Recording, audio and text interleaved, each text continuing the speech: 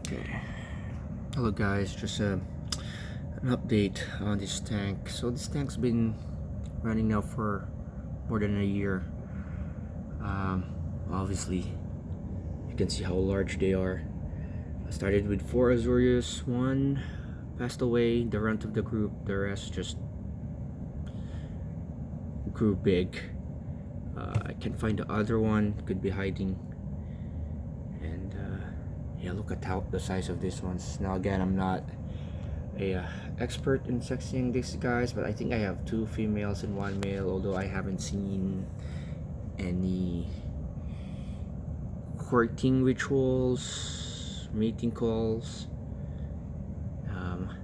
I read and from the Dendro board, which is the forum for dart frogs, that you need to provide them a place to lay eggs before they can do such a thing. And I didn't put any cocoa huts here, and I really don't plan to breed them because I don't have space and it might be more work.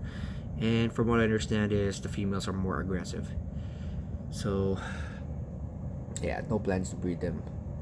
I think the male's right in here, but I think it's in there or not. So thanks. I mean, plant wise, Creeping Charlie's doing great. Also the what do you call this, the Apothos, this bromeliad has grown really big but never really had a pup. This one is a pup. I replanted it, the mother plant died, and now it has its own pup. So the baby bromeliad that grows onto it is called a pup. So this one, they're really doing good. I mean, look at those root system on the this one. There we go. Really cool. This one had 2 pups already.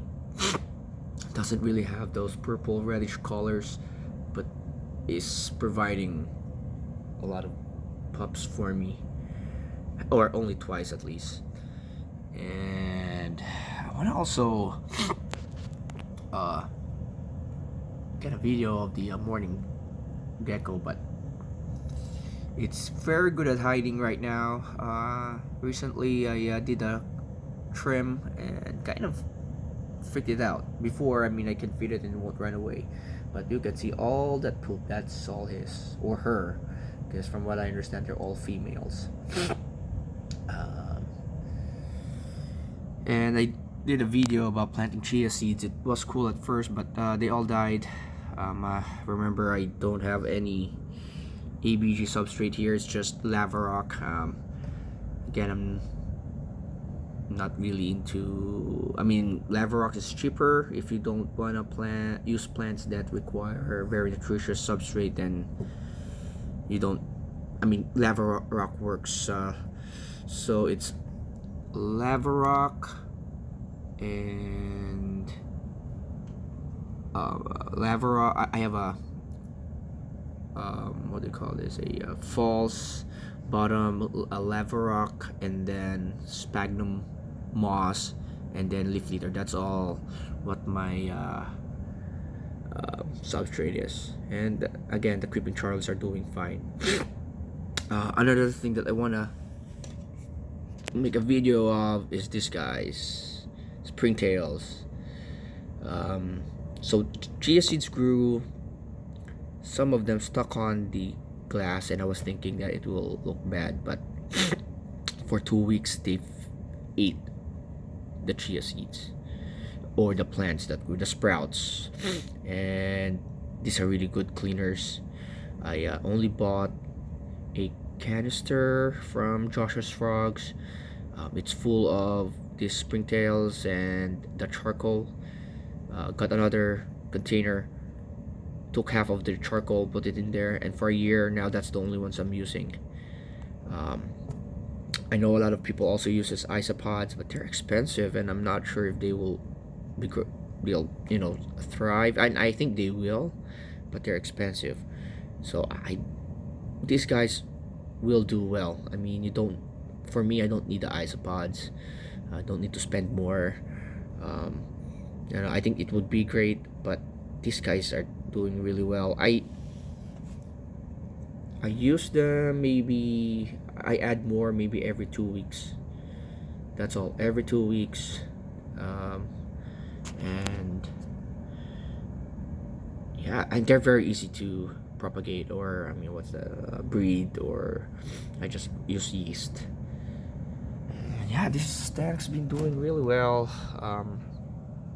Dirty front glass, I know, but I mean the frogs, the morning gecko, the plants.